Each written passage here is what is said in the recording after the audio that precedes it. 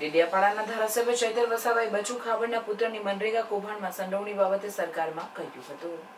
આજે બચુ ખાબડના પુત્રની ધરપકડ થઈ છે, તેનાથી મને સંતોષ થયો છે કે સરકારે તેમના પુત્ર પર કાર્યવાહી કરી છે। ચૈતર વસાવાએ કહ્યું કે બચુભાઈ ખાબડે તેમના હોદ્દા પરથી રાજીનામું આપી દેવું જોઈએ। 250 કરોડના પુરાવા છે, મારી પાસે તે રિકવર થવા જોઈએ।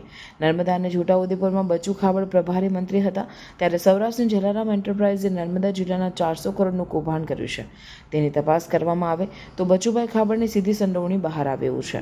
કોઈ પણ ચમરબંધી હોય અને હજુ પણ એજન્સીના કોઈ પણ લોકોની ધરપકડ કરવામાં આવી નથી આવી તેની સામે પણ સરકાર કડક કાર્યવાહી કરે તેવી માંગ ચૈતર વસાવાએ કરી છે। ચાલુ વર્ષના બજેટ સત્રમાં માર્ચ મહિના દરમિયાન મનરેગા અને ગ્રામ વિકાસ વિભાગની જ્યારે ચર્ચાઓ હતી ત્યારે વિધાનસભાના ગૃહમાં બચુભાઈ ખાબડની 19 એમના વિસ્તારની 19 ગ્રામ પંચાયતોના સરપંચો એમને રજૂઆત કરી હતી, લેખિત પુરાવા આપ્યા હતા। વિધાનસભામાં એ પુરાવા સમેત મેં પોતે રજૂઆત કરી છે, આજે પણ ઓન ધી રેકોર્ડ વિધાનસભાના રેકોર્ડ પર છે।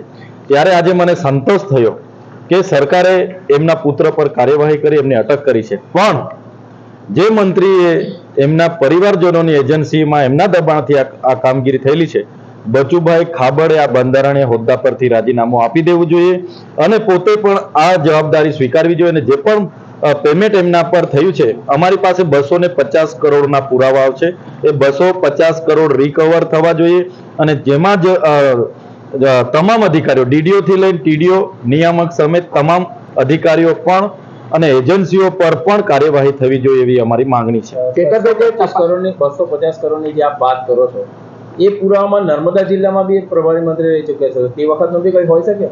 અમારે એમનો જે દેવગઢ બારિયા છે અને ધાનપુર છે એ જ વિસ્તારના 250 કરોડના 19 ગ્રામ પંચાયતોએ અમને પુરાવા આપ્યા છે। માત્ર 3 ગ્રામ પંચાયતોની તપાસ થઈ છે, એના 71 કરોડના કૌભાંડ પકડાયા। હજુ બીજી તપાસ આગળ વધે તો ચોક્કસ 250 સુધી પહોંચશે અને અમે ત્યાંના એસપી અને ગુજરાત સરકારને કહેવા માંગીએ છીએ કે આમાં પકડીને માત્ર ફોર્માલિટી પૂરી કરવામાં નહીં આવે।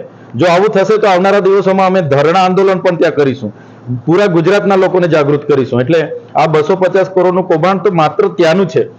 નર્મદા અને છોટાઉદેપુર જિલ્લાના જ્યારે પોતે પ્રભારી મંત્રી હતા, જલારામ એન્ટરપ્રાઇઝ જે સૌરાષ્ટ્રની એજન્સી હતી, એમણે નર્મદા જિલ્લામાં પણ 2 વર્ષ દરમિયાન 400 કરોડનું કૌભાંડ કર્યું છે। જો એમની તપાસ કરવામાં આવશે તો એમાં પણ બચુભાઈ ખાબડનું નામ સીધી સોડવણીમાં બહાર આવે એવું છે અને જલારામ એન્ટરપ્રાઇઝનું પણ કરોડોનું કૌભાંડ બહાર આવે એવું છે। ચેતરભાઈ, આમાં જે ફરિયાદી જે હતા અધિકારીઓ જે તપાસ કરી એ લોકોની બદલી કરી દેવામાં આવી હતી, તો એ બાબતે શું કહેશો?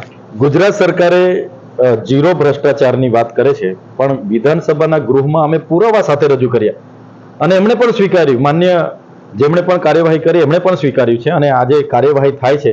પણ આ કાર્યવાહી હાલ પણ નિષ્પક્ષ અને તટસ્થ રીતે થાય, એ કોઈ પણ ચમરબંધી હોય, અધિકારી હોય, નેતા હોય કે કોઈ પણ હોય, એમના પર પણ કાર્યવાહી થાય। એજન્સી વાળાને પણ ધરપકડ હજુ થઈ નથી, તો હું પૂરી જવાબદારી અને ગંભીરતાથી સરકારને કહેવા માંગુ છું આમાં તાત્કાલિક કાર્યવાહી કરો, નહીં તો આવનારા દિવસોમાં દાહોદ નિયામકની કચેરીનો ઘેરાવો કરવાનો થશે, ધરણા પ્રદર્શન કરવાના થશે, તો સમગ્ર ગુજરાતમાં અમે કરીશું। જો આમના પર કાર્યવાહી નહીં થાય તો કાર્યવાહી કરવાની અમારી સંપૂર્ણ સરકારમાં માંગ કરીએ છીએ।